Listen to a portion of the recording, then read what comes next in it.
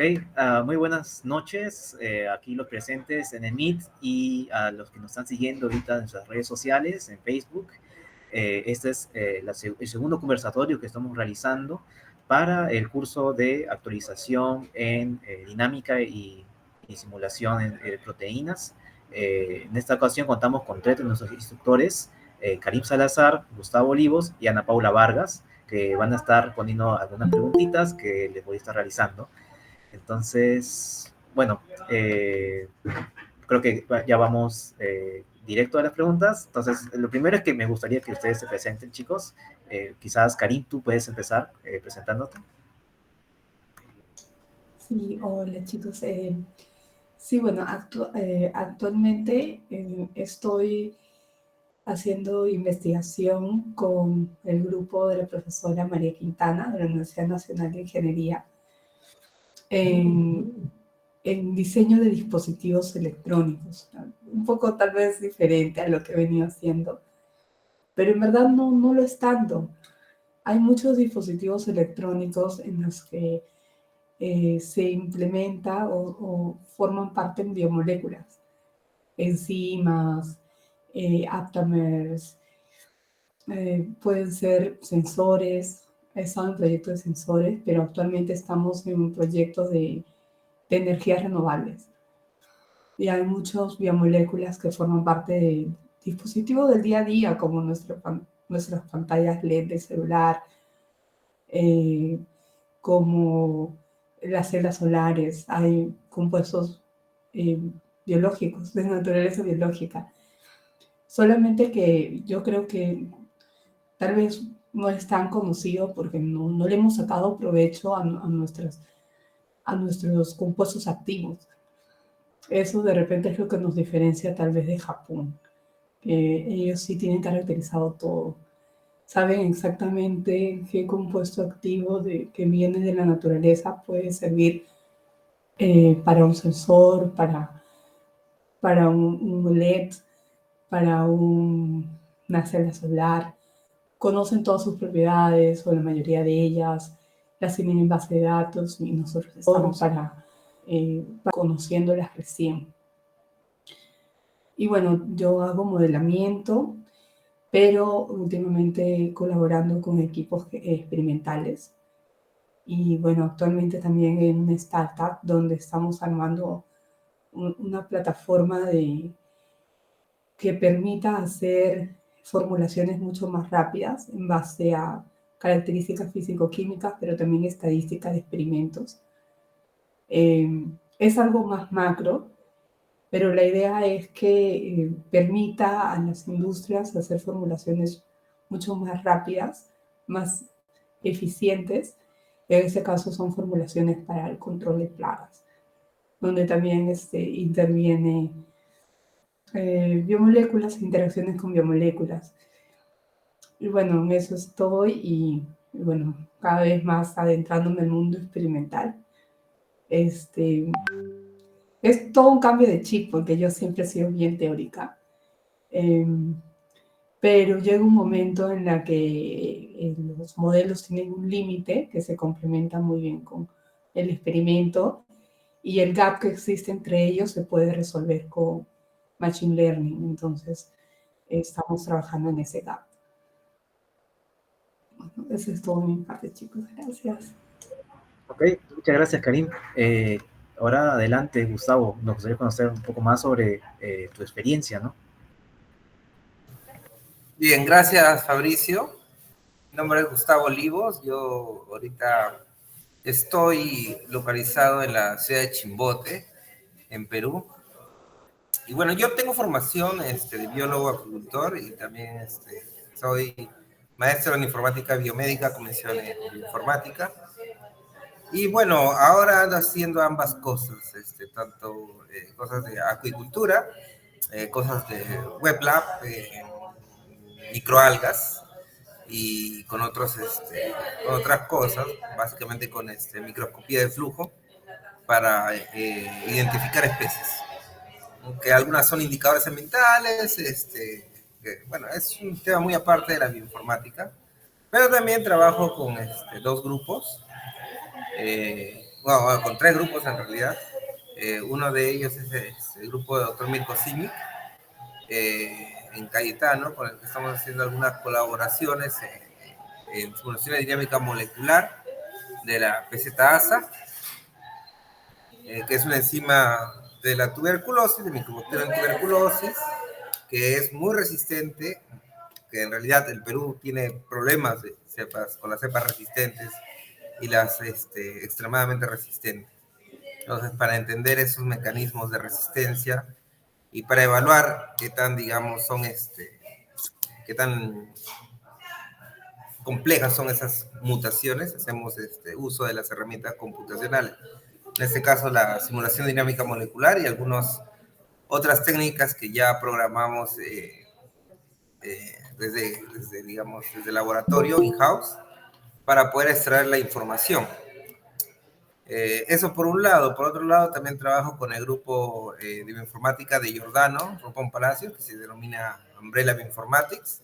Ahí hacemos otros tipos de simulaciones, pero con otros microorganismos, también de interés el área de salud.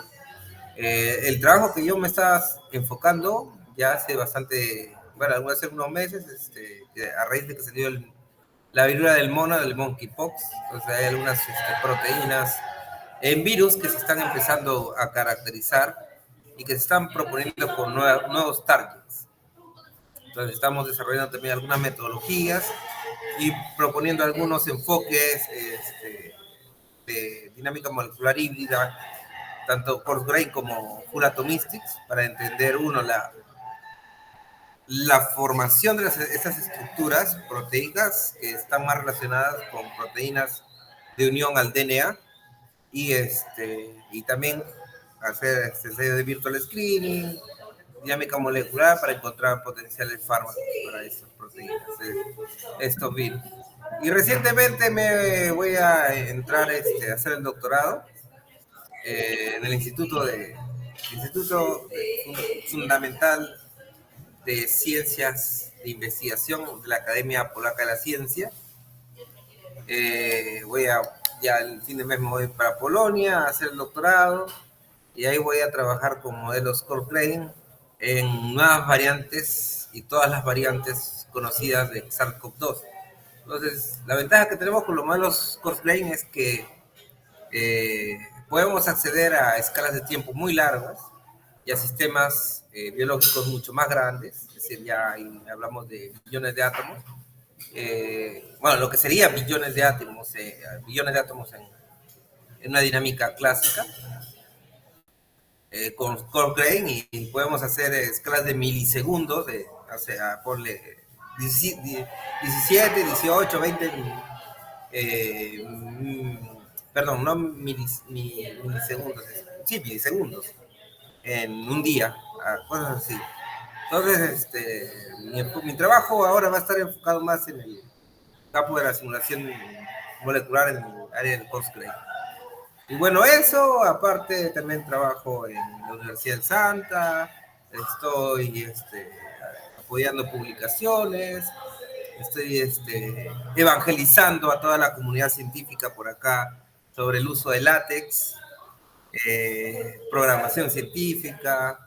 Entonces hay bastantes todavía limitaciones en los estudiantes, en los programas de pregrado, de que no les enseñan a programar, cosa que es algo que en un futuro mediano corto va a ser muy necesario, tan necesario como lo es, por ejemplo, hablar un segundo idioma o saber herramientas informáticas básicas. Entonces, como herramientas informáticas básicas me refiero a todo el Microsoft Office, todo lo demás. Entonces, las herramientas de programación y cosas que también vamos a ver en el curso son fundamentales hoy en día para que, en realidad, no solamente, y no son exclusivas solamente al tema de la bioinformática, sino para todos los análisis estadístico, análisis de datos en general en todos los campos del conocimiento. Entonces, ya por si a la gente que está interesada en este curso, este curso que vamos a brindar acá en la SPB va a servir de base para que ustedes también puedan introducirse en lo que es la programación científica. Bueno, eso ya no me quiero extender más. Le doy pase allá a Peter. Muchas gracias, Gustavo. Le damos paso entonces a Ana Paula. Sí, hola, ¿qué tal? Mi nombre es Ana Paula Vargas. Actualmente soy estudiante de doctorado acá en la Universidad de California, Berkeley, donde estoy estudiando mecanismos de regulación del proteosoma. Y en este momento no estoy haciendo nada relacionado a modelamiento y dinámica, pero durante todo mi pregrado básicamente es lo que estaba haciendo. Entonces, durante el pregrado, que lo hice en Cayetano, soy bióloga de la Cayetano, estuve en el laboratorio del doctor Mirko Simic, y como parte de ese entrenamiento hice toda esta parte trabajé mucho con modelamiento, con docking, con dinámica molecular, y es ahí que viene mi experiencia, ¿no? De esos 5 años más o menos de pregrado y luego de licenciatura. Entonces, nada, con el doctor Mirko hemos trabajado pues proyectos de inmunoinformática, un poco de transcriptómica también, y finalmente ya todo lo que es biofísica computacional, y ahora mi doctorado es en biofísica también, pero experimental. Entonces, bueno, ese soy yo. En el curso, pues, voy a tratar más que nada acerca de mi experiencia durante ese momento y algunos eh, de las investigaciones que hemos realizado durante ese tiempo, y que me gustaría compartir y hablar acerca de cómo hicimos. Bueno, voy a hablar más de eso después, pero me gustaría hablar en general como que de cómo hicimos esta investigación, por qué se aplicó dinámica, por qué se aplicó docking, por qué se tomó eh, esta ruta específica y qué otras cosas más, ¿no?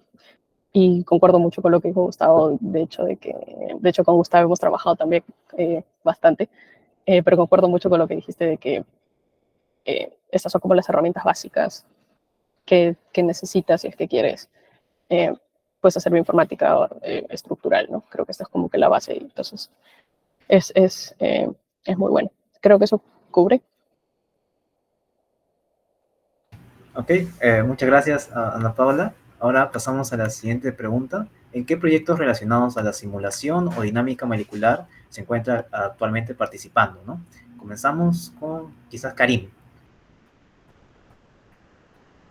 Hola chicos, como les comenté, yo trabajo con dispositivos y son sistemas híbridos, es decir, hay componentes orgánicos, hay componentes metálicos, hay semiconductores, y cada grupo, digamos, material, son naturaleza química diferente, que tienen un force field diferente. Y entonces mis simulaciones son híbridas, y utilizamos para una sola corrida, diferentes campos de fuerza. Bueno, en el curso me voy a centrar en las moléculas orgánicas porque le vamos a dar un contexto más biológico, pero también hay nanocompuestos que se conjugan con fármacos que ayudan a la penetración de la membrana mucho más fácil y hace que un fármaco sea más eficiente. O sea, también se puede aplicar sistemas híbridos en contextos biológicos. Claro que estas nanopartículas van en una envoltura especial que les aumente la polaridad para que puedan ser hidrosolubles y no se acumulen en el organismo. Pero, digamos, no lo vamos a ver en clase, sino me voy a centrar en orgánico. Pero bueno, el tipo de modelamiento que hago es híbrido, donde cada material es un grupo con un force field independiente, y entre las interfaces de ese material se parametriza para que logren tener una interacción entre ellas. Y bueno, se va validando experimentalmente. Los dispositivos se ensamblan en laboratorio, y a través de las colaboraciones que tiene la Universidad de Ingeniería con otras universidades es que logramos tener el dispositivo y validar. Y pues eso es algo importante para mí, porque siempre he estado haciendo modelos aislados del experimento, al inicio por lo menos, y siempre tuve la intención de colaborar con un grupo experimental.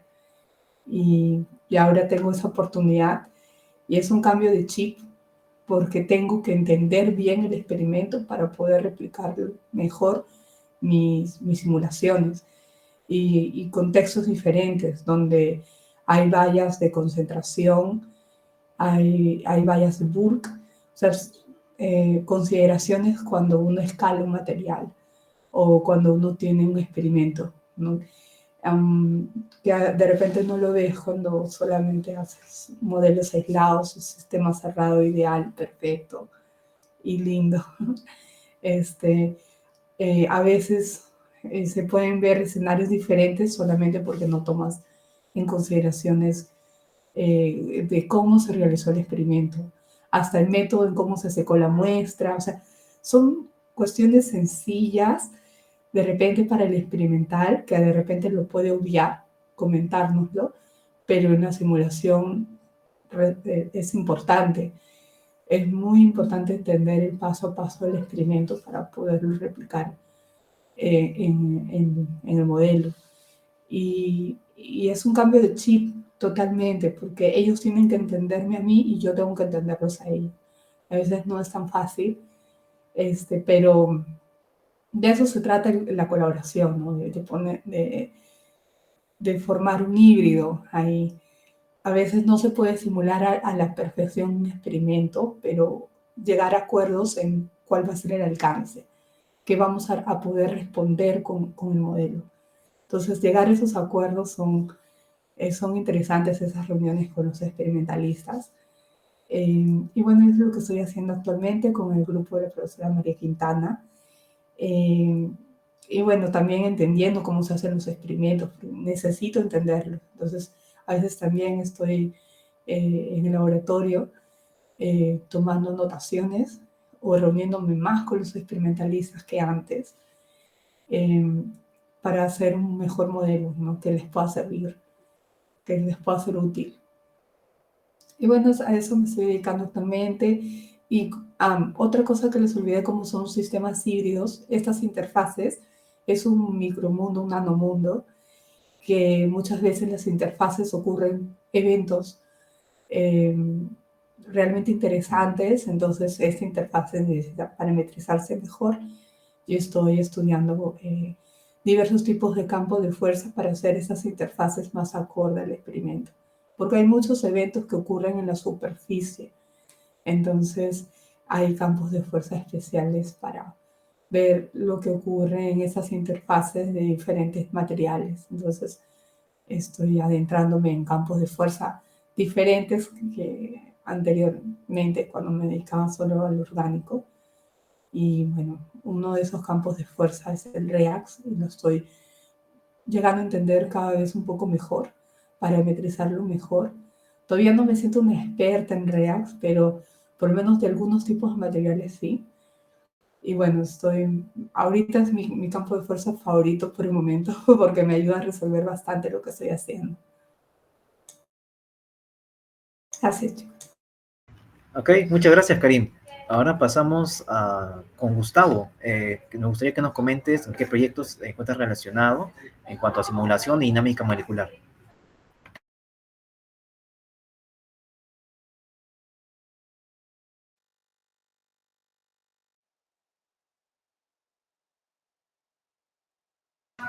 Gustavo, ahorita no te estamos escuchando. Perdón, está apagado mi micrófono. Les estaba diciendo que yo ya les había adelantado un poquito lo que estaba trabajando. Básicamente, ahorita estoy trabajando en simulaciones de unas proteínas que son proteínas de unión al DNA.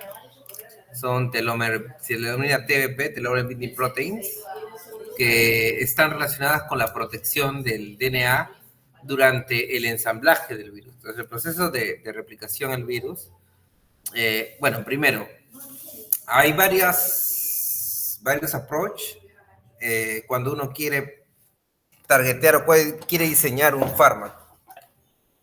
O sea, tienes para targetear algunas proteínas que son de anclaje del virus, algunas que tienen que ver con la maquinaria de replicación, y algunas que tienen que ver con algunas funciones importantes del mismo virus, para que se replique, para que se ensamble. Entonces, esas proteínas que les digo, en el caso de la hepatitis C, ya han sido validadas experimentalmente que al menos bloqueándolas in vitro, digamos que la replicación del virus es mucho menor. Entonces, nosotros suponemos que también en otros virus, que son al final proteínas homólogas, también ocurriría lo mismo. Entonces, para el caso del monkeypox, la viruela del mono, ustedes conocieron bastante eso, al inicio cuando hubo este brote de la viruela del mono, aunque no, digamos, no fue tan severo como la pandemia del COVID, igual es una enfermedad importante, y en ese momento no había mucha información, de hecho. Creo que había algo de 600 papers nada más en la literatura de monkeypox al momento que salió el outbreak. Pero, entonces, bueno, esa fue la razón por que nos enfocamos en estudiar monkeypox y principalmente estas proteínas que le digo son telomere binding protein. Entonces, en realidad estamos planteando esto como una hipótesis, porque nuestro trabajo es netamente teórico. Ya hemos encontrado estas proteínas homólogas a las proteínas del virus de la hepatitis C, que también son telomere binding proteins. El tema aquí es de que hacer una simulación de proteína DNA es muy complicado, es demasiado complicado en realidad. Solamente conozco un grupo que ha logrado hacer eso, pero y todavía lo que ellos proponen dice que es, digamos que es probabilísticamente es muy incierto, ¿no? Poder encontrar la región precisa de unión de la proteína al DNA y ver si lo que vamos a acoplar, lo que vamos a doquear ahí es correcto. Eso por un lado. Entonces, por el otro lado, también tenemos de que la estructura del DNA a veces no suele ser tan rígida como se ve. Entonces, y la otra limitación que tenemos es de que la telomere binding protein del monkeypox no está resuelta experimentalmente. Entonces, estamos partiendo con técnicas de modelamiento. Hay que ir testeando, explorando el espacio conformacional para ver si lo que tenemos realmente representa la realidad, y ahora es hacer eso. Hay varios métodos, de muestreo mejorado. La dinámica molecular a veces, ¿no?, tiene muchas limitaciones por el tiempo de simulación, pero lo que estamos pensando es que quizás ahora salió un nuevo campo de fuerza que se llama el Gio Martini, que es que describe mejor las interacciones. Entonces vamos a usar ese campo de fuerza para hacer nuestras simulaciones a nivel coarse grain de ese telomere binding protein, para explorar mejor el espacio conformacional. Vamos a hacer simulación de escalas de los milisegundos. Entonces vamos a tener bastante muestreo conformacional de esto. Y luego de esto, lo que vamos a hacer, bueno, en realidad les estoy diciendo lo que vamos a hacer porque parte de ese trabajo en realidad ya lo hemos hecho, pero lo que estábamos viendo, conversando con algunos profesores revisores de nosotros, era que podrían los revisores del artículo cuestionarnos, ¿no?, de que si hemos realizado un buen modelamiento y una buena exploración de las conformaciones de la proteína para poder definir que nuestro modelo está correcto. Entonces, cuando tenemos recursos computacional, pues nos podemos dar el lujo de hacer un montón de simulaciones, ¿no? Hacer de repente intercambio de réplica por temperatura, o hacer metadinámica, ¿no?, para explorar mejor las conformaciones, pero cuando no, pues hay que recurrir a otras alternativas. Y bueno, luego de eso lo que vamos a hacer, que en realidad ya lo hemos hecho para nuestra estructura predicha con AlphaFold, no estamos muy seguros si lo que hemos predicho por AlphaFold será lo que realmente es, porque es una proteína que casi no hay muchos cristales tampoco. Entonces nos queda esa duda. Pero lo que vamos a hacer, lo que ya hemos hecho es algunos estudios de virtual screening, tomando algunos compuestos FDA approved. Y luego ya que tengamos bien explorado el espacio conformacional, definido bien los ensambles, estar bien seguro de que de verdad eso sí, vamos a evaluar algunas estas moléculas candidatas que se vean en virtual screening con dinámica molecular, que es el pipeline común que se usa en este campo. Y en eso, y bueno, también estoy haciendo algunas otras colaboraciones con técnicas similares en realidad, pero ya en otros tipos de proteínas, pero con un enfoque muy similar en realidad, que ya para no tomar mucho tiempo ya lo dejaré para luego contarles. Bien, eso es todo. Ok, muchas gracias, Gustavo. Ahora le doy pase a Ana Paula. Me gustaría que nos comentes qué proyectos relacionados a simulación o dinámica molecular has trabajado, ¿no? Me parece que ya has comentado un poco sobre eso, pero quizás podrías pedirte un poquito más.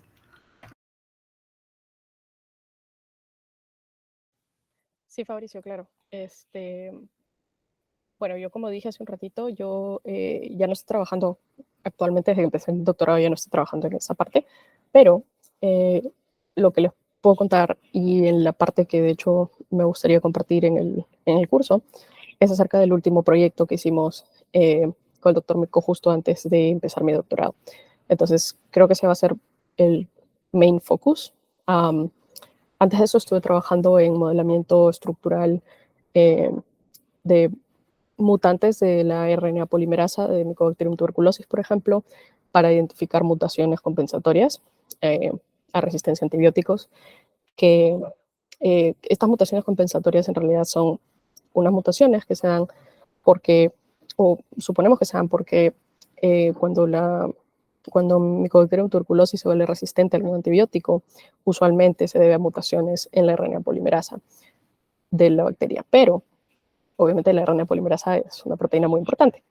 Entonces, eso suele disminuir un poco el fitness de la bacteria en general, y para compensar esa pérdida de fitness, la bacteria vuelve a mutar también en la RNA polimerasa en otras unidades diferentes, y estas son las que se llaman mutaciones compensatorias. Entonces, es importante estudiarlas porque ayudan a la bacteria resistente a sobrevivir y por lo tanto se vuelve un problema más adelante, como contribuyen a todos estos casos de tuberculosis multidrogoresistente, por ejemplo, que tenemos en el Perú, etcétera. Entonces, estuve trabajando en eso por un tiempo.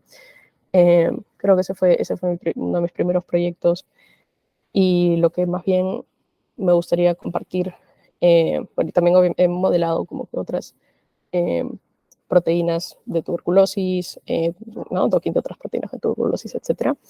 El foco que le voy a dar al curso va a ser más acerca del último proyecto, como dije, que ya está publicado también. Entonces, creo que tal vez sería bonito entablar conversación con las personas que se metan al curso. Me parecería súper chévere poder discutir acerca de la investigación con ustedes. Pero como para darles así un pincelazo rápido, este proyecto, esta investigación se trató, la hicimos justo cuando empezó la pandemia del COVID-19. Entonces, pues vino la idea de querer ayudar y de intentar hacer algo, ¿no? Entonces, en ese momento no sabíamos absolutamente nada, y obviamente nosotros venimos de un background de un laboratorio tal vez que se enfoca más en tuberculosis, entonces como que empezamos a aprender todo lo del COVID, como todo el mundo. Ok, el enfoque fue intentar encontrar inhibidores contra el virus, básicamente. Inhibir replicación para matar, entre comillas, al virus, ¿no? Y la forma en la que nosotros intentamos hacer eso fue buscar inhibidores de la proteasa principal, porque es la proteína, como que una de las proteínas vitales del virus. Entonces, si paras esa proteína, se muere todo. Y entonces nosotros usamos virtual screening, o sea, ¿no? Docking a la escala, y después dinámica molecular de los compuestos más importantes y utilizamos una base de datos de casi, me estoy olvidando, me parece que son como más de 4.000, creo, flavonoides. Son estas moléculas pequeñas que a veces se encuentran en hongos, en plantas. Entonces, ese fue más o menos el enfoque que le dimos y encontramos, este enfoque nos permitió encontrar, sí, potenciales inhibidores, ¿no? o al menos backbones químicos que luego se pueden utilizar posteriormente para realizar inhibidores potentes, ¿no? Se pueden optimizar químicamente.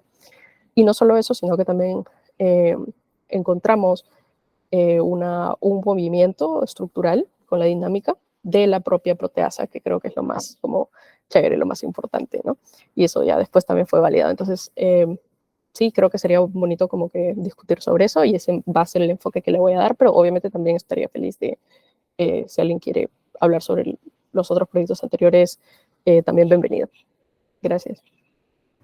Ok, suena súper chévere eso. Pasemos entonces a la siguiente pregunta. ¿Cómo será el enfoque del minicurso que dictarás? ¿No? Quizás podemos comenzar con Karim nuevamente. Sí, bueno, como les comenté, nos vamos a centrar en moléculas orgánicas.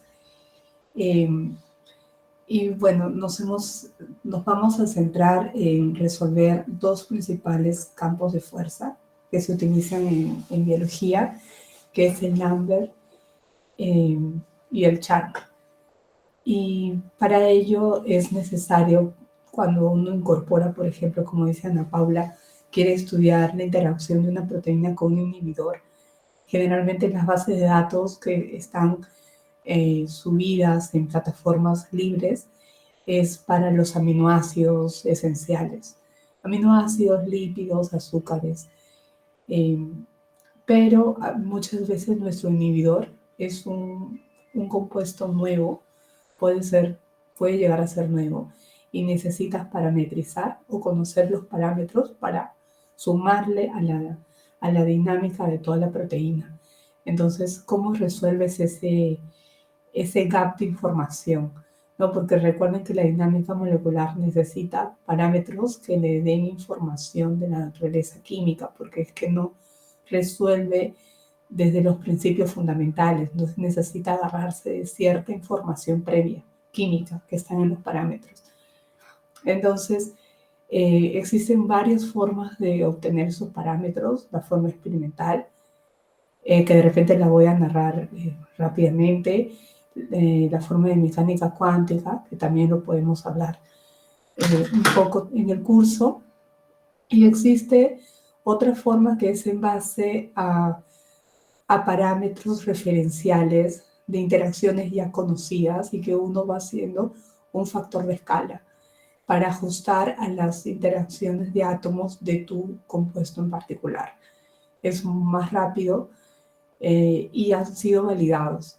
Entre ellos está el GAF, que es el General Amber Force Field, y también para que resuelve y es compatible para Amber. O sea, si tú estás corriendo tu proteína en Amber y usas GAF para el inhibidor, puedes son compatibles y los puedes sumar. O sea, puedes llegar a usar esos parámetros dentro de tu modelo total. Y para CHARMM también existe un campo de fuerza compatible, que es el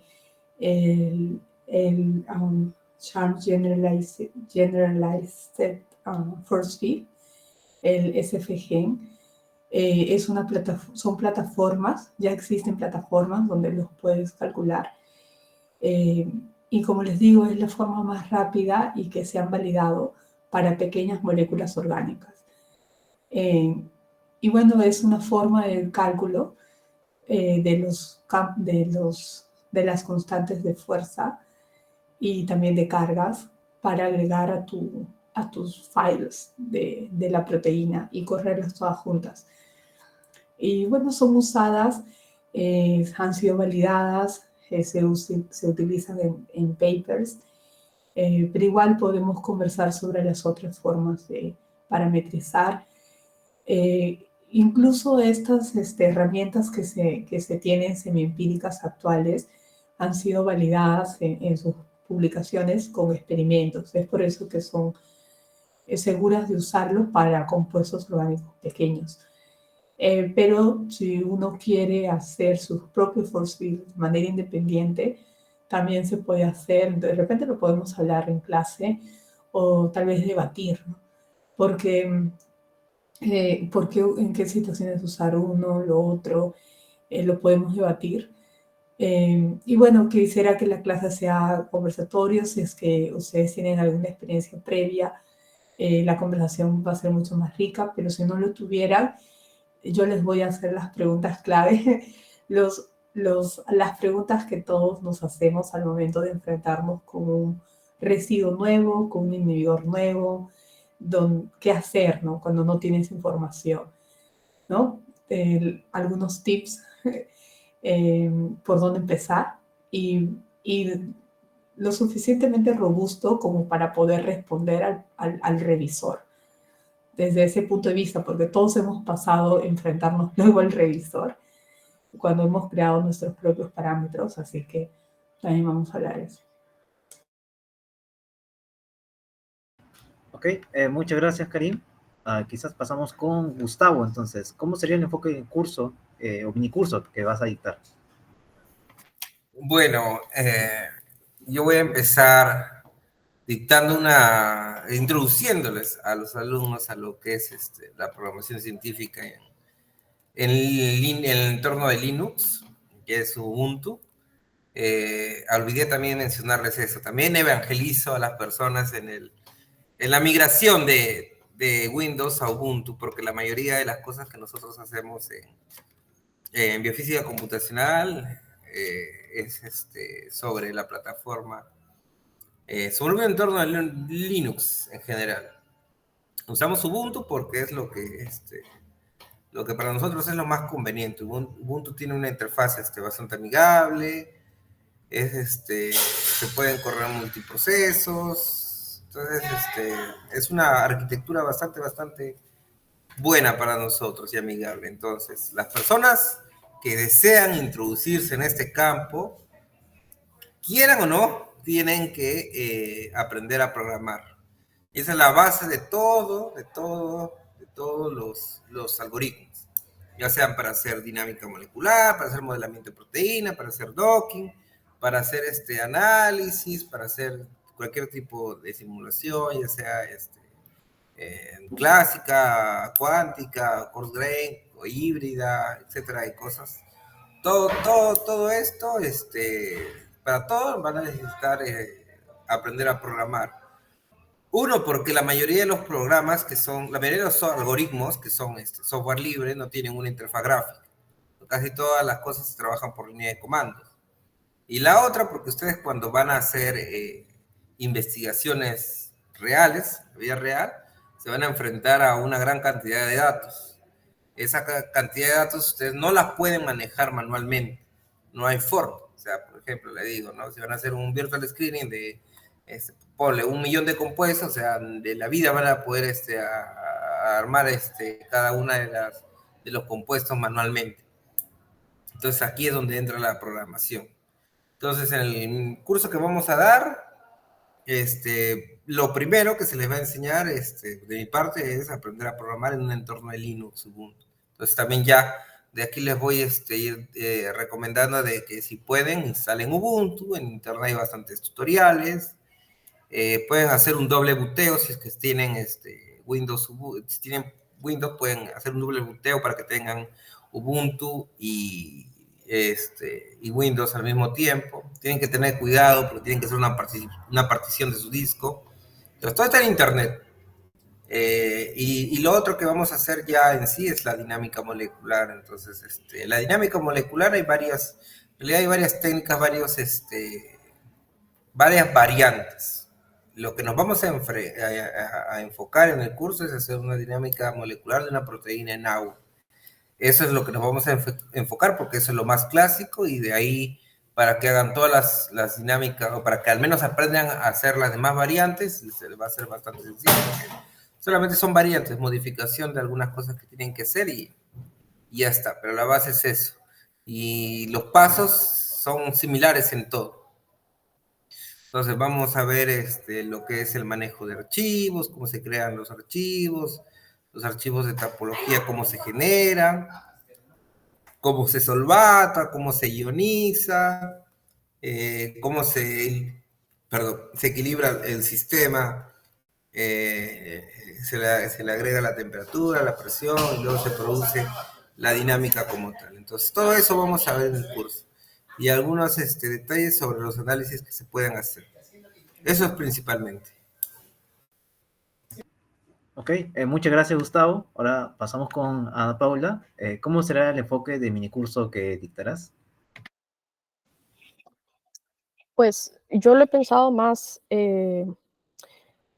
durante todo el día van a tener van a tener sesiones, ¿no? De, por ejemplo, de introducción a Linux y luego de parametrización con Karim y luego de modelamiento con Gabriel y de eh, force fields también con Carlos. Entonces, yo lo que estaba pensando es, como voy a estar al final, me gustaría traerles un estudio de caso, porque ya para ese momento deberían haber visto como que todo, la mayoría al menos, ¿no? Entonces ya deben tener más o menos una idea de cómo es una dinámica molecular, de cómo es modelar una proteína para prepararla para la dinámica, cómo es luego correr la dinámica, qué datos puedes sacar de ahí, etcétera. Entonces, mi enfoque va a ser más eso, va a ser una discusión y va a ser una presentación de un estudio de caso. El estudio de caso, ya les dije, va a ser el paper, entonces si quieren,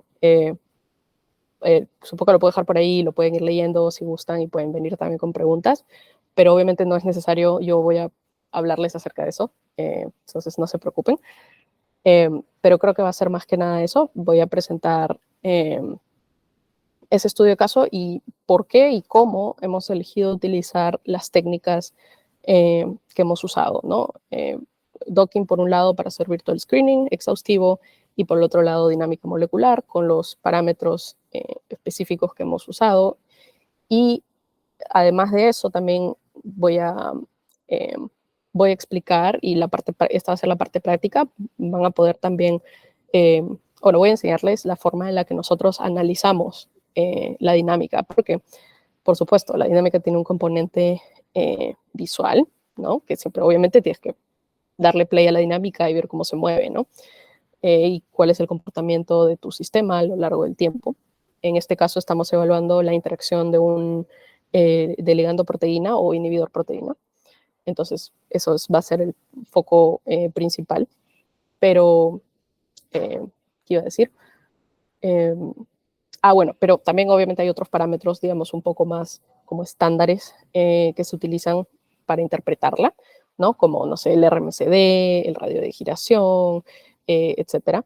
Entonces, ese tipo de cosas voy a enseñar cómo extraerlas y cómo graficarlas y cómo interpretarlas para obtener, o sea, para darle sentido a las cosas que están viendo y como que poner un poquito más, eh, para convertir digamos, la información que ves en la dinámica en data, ¿no? En data real y eso ya luego eh, darle la interpretación. Entonces, creo que ese va a ser el enfoque y siempre me gusta como tener tiempo al final o durante en general.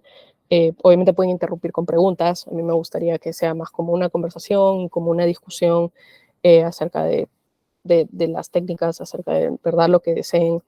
Lo dejo abierto y también me gusta siempre tener hacia el final un tiempo para que puedan preguntar ampliamente lo que gusten, sean más cosas como de eh, técnicas del curso o, o del artículo, o de la investigación o de lo que fuera, o cosas más orientadas a mentoría o orientadas a incluso pensando un poco más amplio en el campo de bioinformática, ¿no? Ese tipo de cosas.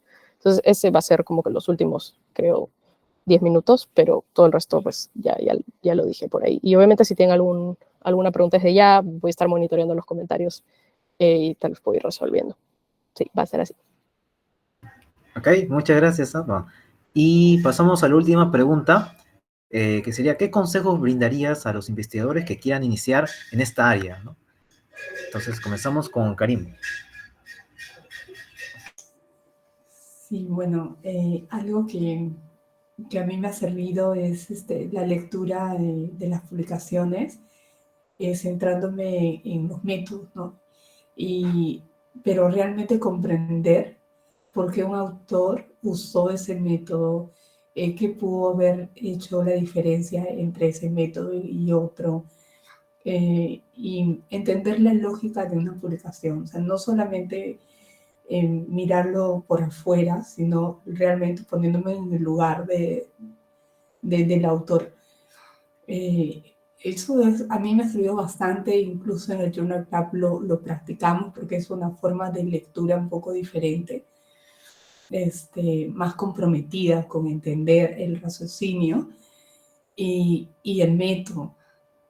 Leer las publicaciones base de cada método que usamos es importante porque así vamos a poder saber qué podemos manipular en el software y qué hace cada línea de comando. Muchos de los códigos de los programas incluso están abiertos y entonces pueden ver lo que hace cada comando. Entonces es importante leer los tutoriales.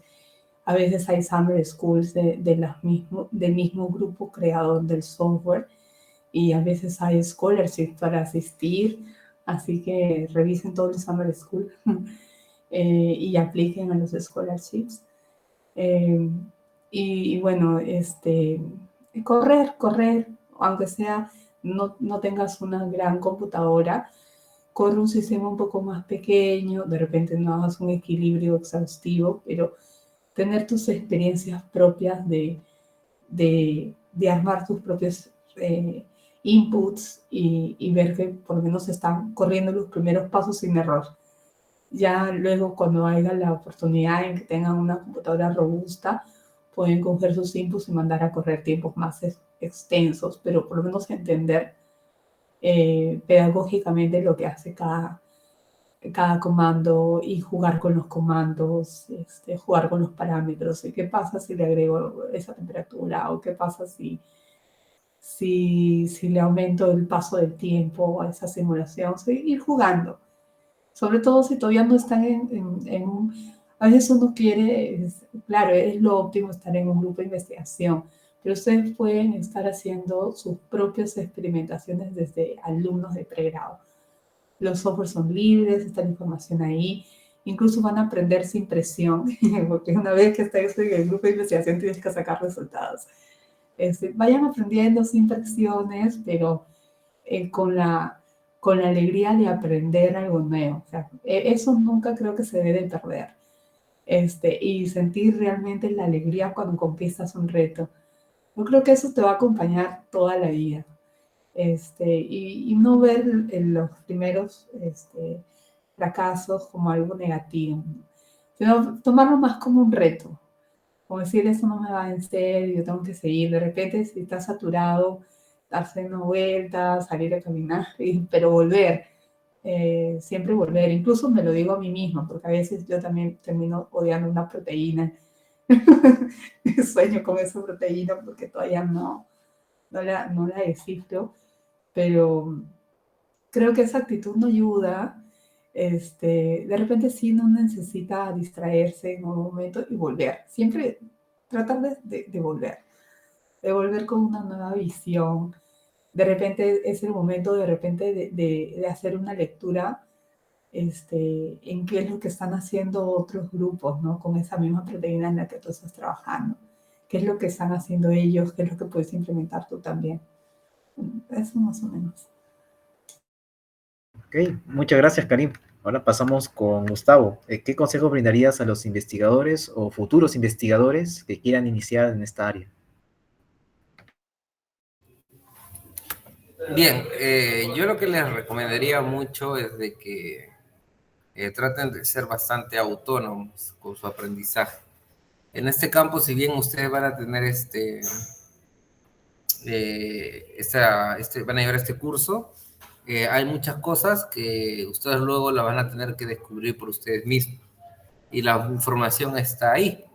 Y ahora hay bastantes herramientas, incluso inteligencia artificial. Ahora ya no es tan difícil programar, aunque al menos cosas sencillas. Ahí está el ChatGPT, hay otras inteligencias que te pueden ayudar a entender mejor, ¿no? Si bien a veces algunas, no, si bien las inteligencias, las IAs no te van a dar el código perfectamente, al menos te van a entender, te van a ayudar a entender el código. Entonces tú le preguntas, ¿no? ¿Para qué sirve esto? Entonces la IA te dice, ¿no? Esto hace esto, hace esto. Entonces ya van entendiendo. No es como antes cuando uno programaba, pues se demoraba más. ¿Por qué? Porque uno, por ejemplo, encontraba una línea y no sabía, y tenía que irse a un foro a ver qué es lo que hace esa línea, y a veces no la encontraba en un foro, tenía que ir a otro foro, tenía que ir a... Entonces ahora no, uno le pasa el código a la IA, ya te da automáticamente la respuesta, muy rápido, sin que tengas que buscar. Entonces, la parte del aprendizaje autónomo es bueno, pero también es bueno tener a un mentor, es muy bueno. Entonces, una combinación de ambos yo creo que sería lo más adecuado para ustedes, ¿no? Las primeras cosas más fundamentales, más básicas, explicadas por los mentores, y luego ustedes ya tienen que ir por su cuenta. Y si tienen algún problema en el camino, luego volver a los mentores. Y así. Bueno, eso por un lado. Lo otro es que lean, que entiendan bien qué hace cómo funciona el programa, porque a veces digamos, es una mala práctica pensar de que uno hace algo. Es como que algunas personas he visto que lo que hacen es suben la información al programa, y el programa, si tú le pasas algo sin saber lo que le está pasando, igual te va a botar un resultado. Entonces, y tú vas a pensar que ese resultado está bien, pero no sabes, en realidad, no estás seguro de por qué, o qué hizo el programa internamente. Entonces, tienen que entender bien qué hacen los algoritmos para que puedan decidir si lo que ustedes están obteniendo como resultado, que finalmente lo van a observar, es real. Y lo otro es de que lean bastante. Y ya se me fue lo otro que era, bueno, ya se los diré en el camino, pero ya, es todo.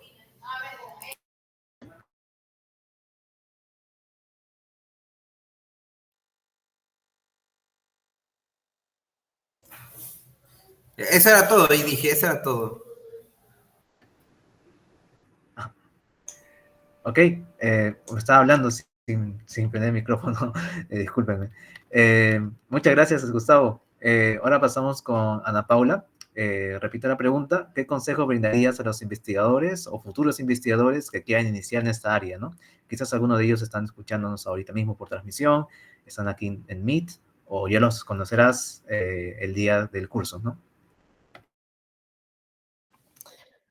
A ver, el primer consejo creo que puedo dar es que lean. Creo que, creo que todos lo han dicho, pero es lo primero que se me vino a la mente cuando lanzaste la pregunta, es lean. Eh, si les interesa el área, entonces procuren leer papers acerca del tema para que puedan empezar a entender mejor cómo funciona en general y cómo la gente hace estas cosas. Eh, Tal vez sugeriría empezar por preguntarte qué clase de pregunta te interesa, ¿no? Por ejemplo, no sé, la bioinformática es muy amplia, ¿no? El modelamiento y la dinámica es muy amplia, y eso en realidad es una técnica, ¿no? Pero pregúntate tal vez qué pregunta científica es la que te interesa. Tal vez te interesa, eh, no sé, interacciones ligando proteína, o tal vez te interesa cambios conformacionales, o tal vez te interesa, no sé, cosas más complicadas, reacción a solvente, no sé. Entonces, yo creo que después de eso, pues, como que buscar grupos eh, que investigan esas áreas y luego leer sus papers, ¿no? Y tal vez si los papers son todavía muy difíciles, empezar con reviews, porque en los reviews usualmente pues te explican más o menos bonito, ¿no? Y ahí si los reviews también son difíciles, porque yo también estaba ahí en su momento, entonces das un paso atrás y te vas a tu libro de texto o a internet. Ahora hay un montón hay cualquier cantidad de información disponible. Creo que por ahí, no sé si fue Karim o Gustavo, creo que fue Gustavo que mencionó los foros, y creo que eso es algo increíble. Todavía siguen activos, y la comunidad de informática siempre es, al menos por lo que yo he vivido, siempre han sido muy buenos. Usualmente tú pones una pregunta en el foro y por más básica o sonsa que pueda ser, tú piensas de repente es algo, una soncera, pero no es una soncera y la gente de verdad te ayuda y responden y siempre son muy buena gente. Entonces yo recomendaría eso, ¿no? Leer, buscar esa información y empaparte del tema. Y yo creo que otra cosa importante es luego poner todo ese conocimiento a la práctica, ¿no? Entonces, pues intenta buscar un grupo que trabaje en eso o en algo parecido, por lo menos, para que, más que nada, para que tengas una oportunidad de tener a un mentor, que eso me parece que es súper importante, ¿no? Porque la parte positiva y buena de la informática es que eh, es sencillo trabajar, no necesitas muchos materiales, a menos que quieras hacer ya pues un estudio grande, pero para empezar, tú puedes usar tu propia computadora. Incluso hay ahora servidores, ¿no? Online, está Google tiene su Colab, ¿no? Y todo, entonces puedes aprovecharte de esas herramientas, incluso si no tienes una computadora muy potente, y puedes empezar a aprender y hacer cosas, pero tener un mentor que pueda guiarte a través de cómo utilizar todas esas herramientas para responder una pregunta sería pues lo máximo. Entonces yo creo que ese sería mi siguiente consejo, busca un mentor y busca a alguien que te pueda eh, llevar en la dirección correcta, ¿no? Y pues lo otro que siempre aconsejo es que pruebes diferentes cosas, porque eso te da una visión un poco más amplia, ¿no? En general, dentro de este campo y fuera del campo también. Entonces, prueba distintas cosas, ve qué cosa te gusta más y siempre hay cosas de otras áreas o de otros campos o de otras técnicas que tal vez puedes aplicar a lo que estás haciendo. Ese sería mi consejo más importante. ¿Y qué más? Ah, otra cosa más, aprender Linux básico. Entonces, hacerle mucho caso a lo que diga Gustavo. Aprender Linux básico, aprender a programar básico y aprender a entender cómo funcionan las computadoras. También es básico si quieres meterte, creo, a bioinformática, ¿no? No necesariamente a un nivel, pues, súper deep, que sería lo ideal, pero al menos un poco de coding, un poquito de programación, un poquito de entendimiento de cómo se mandan las señales a la computadora, cuáles son las partes de las computadoras, no sé, para qué sirve la RAM, qué pasa si le cambio la tarjeta gráfica, porque eso al final cuando lances una dinámica o cuando analices un ¿no? data te puede servir. Sí, creo que eso sería. Ok, muchas gracias, Ana Paula. Eh, Ahorita mismo pasaríamos a las preguntas del público, si es que las hubiese. No sé si en Facebook tenemos alguna pregunta.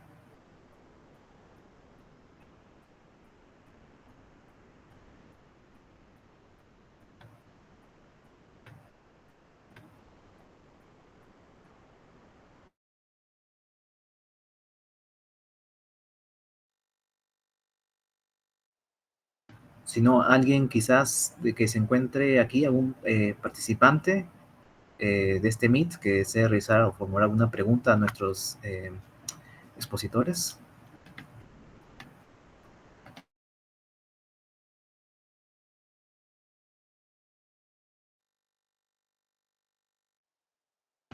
Sí, tenemos una pregunta de Diego Flores.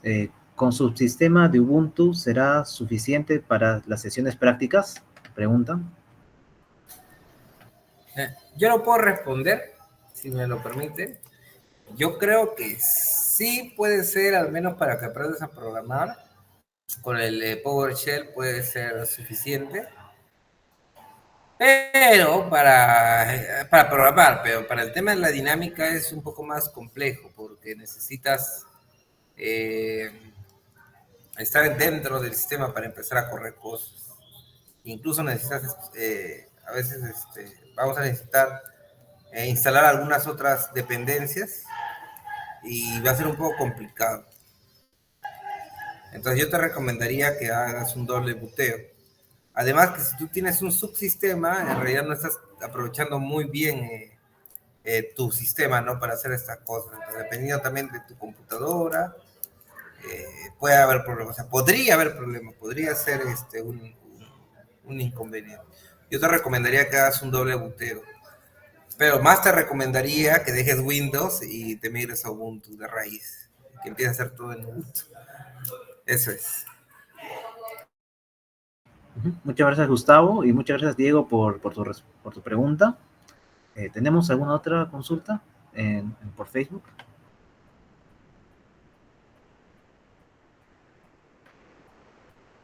Yo quiero aprovechar para hablar que, aquí hablan de una máquina virtual, pero es un Yo, poco lento.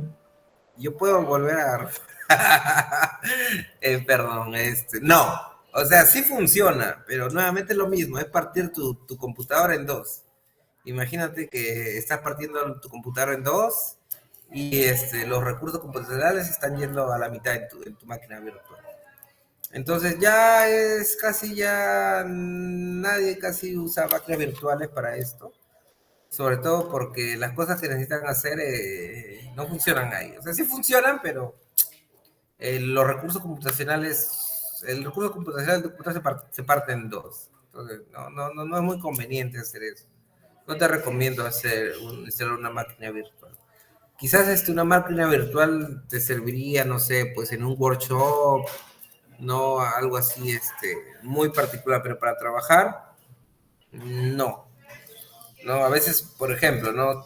Tú ya tienes tu computadora, tu sistema Linux, y ya tienes todo instalado ahí, y lo que haces es convierte tu sistema a un archivo ISO, y luego lo pasas a una máquina virtual para que hagas alguna demostración. Y también funciona, en Mac sí funciona. Para instalar algunas cosas sí es un poco diferente, pero funciona también en Mac. Pero también me gustaría comentar que la mayoría de cosas que van a hacer, no las van a hacer en su computadora, las van a hacer en servidores. Entonces, su computadora mayormente la van a utilizar para analizar los datos nada más. ¿Ok? Sí. Bueno, yo quería agregar una cosita, o sea, para términos de mi curso, por lo menos lo que yo voy a hacer, bueno, he estado evaluando varias cosas, ¿no? Google Colab, voy a hacer todo mi esfuerzo de subir todos los paquetes a un Google Colab donde lo puedan copiar. Pero en caso no me alcanzara el tiempo de hacer una buena guía en Google Colab, les voy a compartir una carpeta donde estén los precompilados todo para que puedan hacer la instalación en Windows, porque me imagino que la mayoría por el momento tiene Windows, y les voy a dejar cómo hacerlo, y ya cuando ustedes se conviertan a Linux, cómo hacerlo, cómo usar los precompilados para Linux. Les voy a dejar los links. Pero quisiera como que facilitarles un poco eso, porque sí a veces o sea, en una sala de clases y los chicos vienen con sus laptops y la mayoría viene con Windows y por ahí algunos no pueden hacer la práctica. Y como en verdad conmigo solamente vamos a hacer los primeros pasos de la simulación, o sea, no van a llegar a un equilibrio perfecto porque eso es mucho tiempo. Pero les voy a dar los links para cuando ustedes se pasen a Ubuntu, eh, donde bajar los precompilados de los mismos softwares para que ustedes instalen. Y ya después de clases, si es que tuvieran algún problema en instalación en su Ubuntu, vamos a abrir unos WhatsApps y ahí nos comentan, nos ponen los pantallazos, mira, lo quise hacer en Ubuntu y me salió esto, y por ahí les vamos apoyando. Es lo que estaba pensando hacer. Sí, en mi caso yo lo he diseñado para que sea más, eh, todo lo he pasado a R, entonces puede instalar R en Windows y no hay ningún problema, y todo va a ser con esa plataforma, y de ahí va a ser análisis, y las dinámicas que voy a mostrar probablemente voy a intentar conseguir la sesión, entonces les voy a poder, eso va a ser un poco más demostrativo, pero vamos a poder como que interactuar y ver así, por acá se ve esto, por este otro lado se ve otro. Y creo que hacer más así, entonces por mi lado creo que no hay ningún problema de compatibilidad.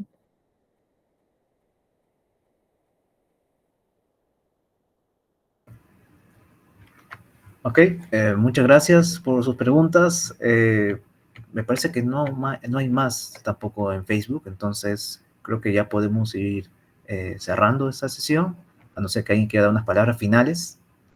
Tenemos una pregunta más de Arly Utarra. Una pregunta para los tres en el Perú. ¿Qué institutos o grupos conocen a los que uno podría preguntar para poder unirse y comenzar a hacer un poco de investigación? Es una pregunta muy interesante.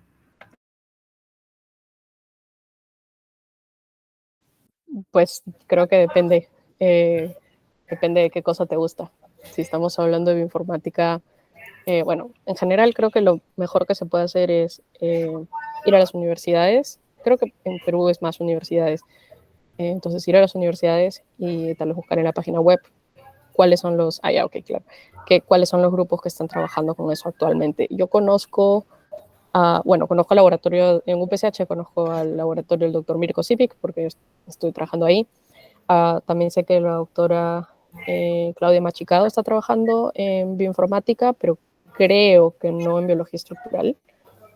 Y de ahí en Católica sé que está Laila Hirsch, que ella sí trabaja en biología estructural.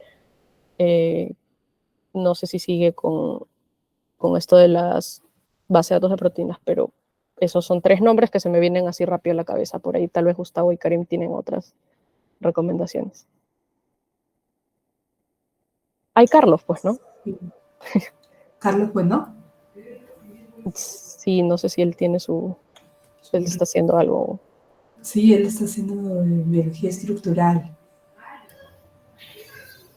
En Arequipa también hay un grupo interesante que es del profesor Barín y, y la profesora Haruna. Claro. ¿No? Hay un grupo Haruna, chévere, ajá. ¿no? Sí, sí, y creo que tienen un supercomputador, me parece, propio. O sea, como que tienen sus herramientas. ¿Qué más? Experimental también conocemos, ¿no? Diego Leonardo, Ajá. y ha ganado hace poco, yo con las premisas y los chismes, ¿no? Ha ganado hace poco un financiamiento y de seguro va a salir convocatorias para tesis, ¿no? Hace poco con CITEC y él hace cryo, entonces él cristaliza y hace difracción de rayos X, puede complementar y también maneja el AlphaFold para tener una idea de la estructura. Y yo creo que también siempre está interesado en hacer investigación, colaboración en dinámica, pero si se quieren ir para el lado experimental, Diego Leonardo, es peruano, que está como postdoc en Brasil. Podemos pasarle su contacto. Yo creo que él va a estar contento de ponerse en contacto con estudiantes peruanos. A veces también es un apoyo para los chicos para hacer pasantías en Brasil. Es un referente, ya saben a quién contactar si se van a Brasil. ¿Quién más? Creo que en la Católica también hay un NMR que hacen, que estudian la estructura de proteínas. No me acuerdo el laboratorio, pero también es biología estructural experimental. Bueno, para los que quieran hacer experimental. Escriban los nombres a ella. Ahorita lo vamos a escribir para acá. Ya, bueno, yo conozco, creo que al profesor Sandoval en San Marcos. En Piura me parece que también hay un grupo, pero ahí está un estudiante mío, creo que se llama Pablo, pero está trabajando con otros profesores también ahí. Después, ya creo que en Lima nadie más. Y de ahí si vamos para la selva, tampoco. No, Diego creo que está. El profesor, ¿cómo se llama? El profesor Juan Carlos, no recuerdo, pero él trabaja más en bioinformática, me parece, en genómica. Pero me parece que su grupo también hace algo de estructural. Y de ahí nadie más.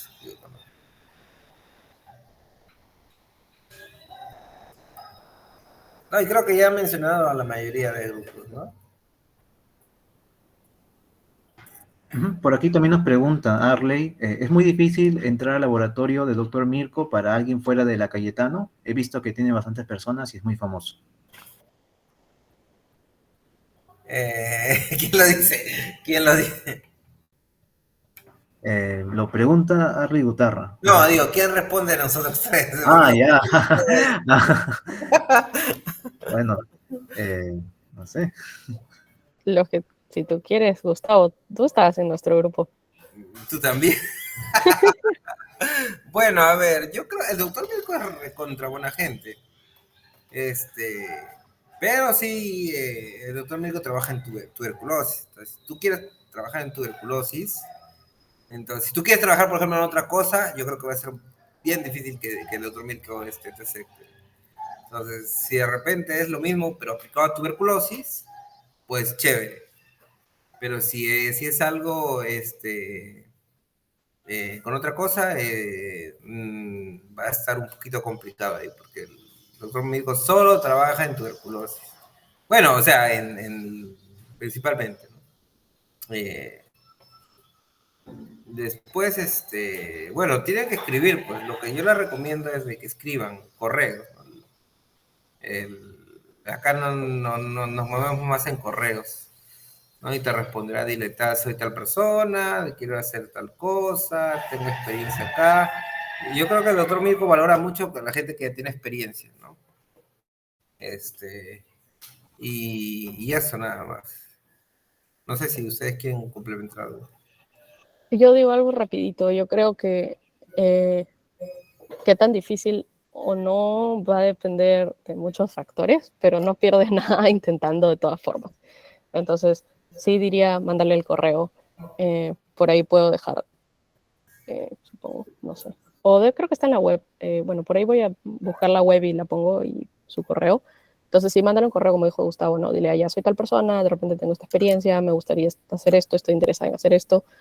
Y en general creo que con cualquier profesor, cualquier laboratorio o instituto que te quieras unir, deberías hacer eso, porque difícil o no vas a depender, como digo, muchos factores. Puede depender de financiamiento, puede depender de qué tan lleno está el laboratorio, puede depender de qué proyectos estén disponibles, de que hay mentores o no hay mentores, de tantas cosas. Entonces, eh, sí, cuando yo estaba ahí, siempre había mucha gente, pero creo que ya bajó un poco porque hay varias personas que se han graduado, entonces de repente puedes preguntar.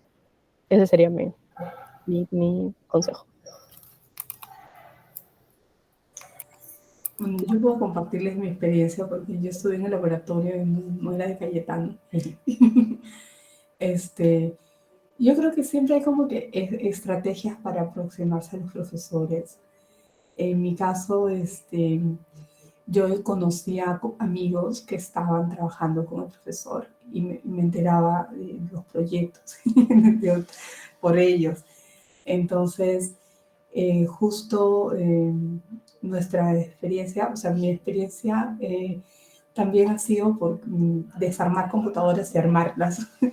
Me gusta desarmar y armar computadoras. Entonces, creo que en un momento que fui acompañando a un amigo y vi así las computadoras, me ofrecí, ¿no? Para realizar, profe, ahí tiene buenas computadoras, ¿por qué no le hacemos esto, lo otro? Y a veces es como que solamente estar atento.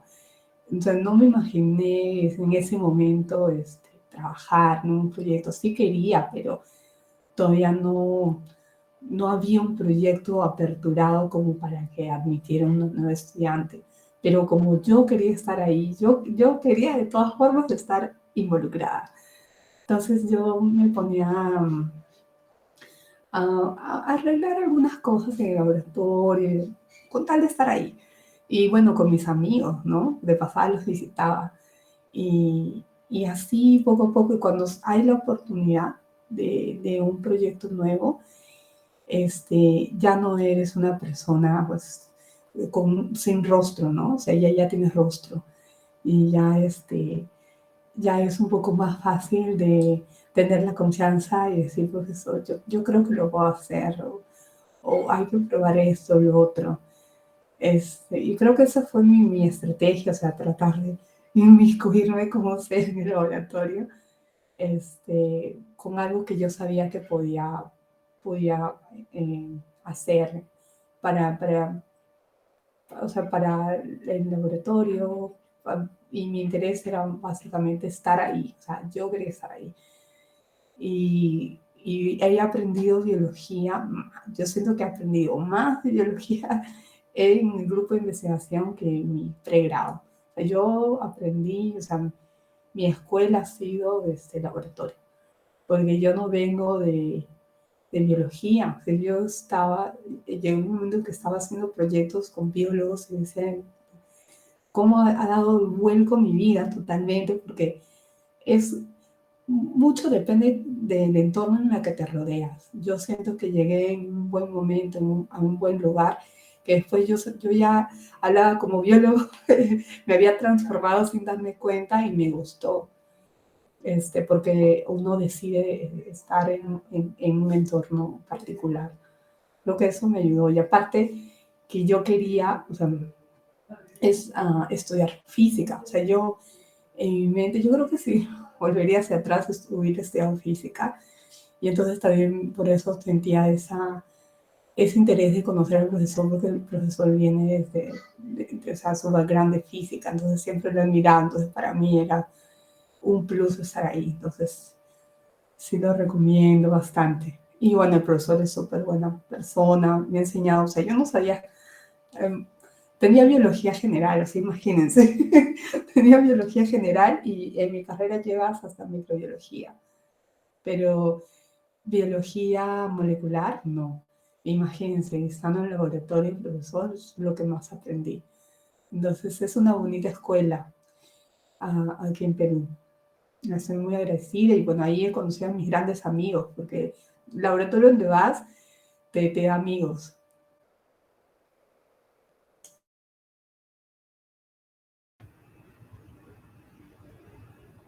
Ok, muchas gracias por tu pregunta, Darly. Muchas gracias a los expositores por sus respuestas. Creo que ya no hay más preguntas, entonces podríamos ya dar por finalizada este conversatorio. Muchas gracias a quienes nos han estado siguiendo por transmisión y también aquí a las personas que se han unido al Meet. Muchas gracias a todos ustedes y los esperamos para este curso, ¿no? Recordemos que el cierre de inscripciones hasta el día de mañana y comenzaríamos el sábado con el curso, ¿no? Con el horario establecido para cada sesión.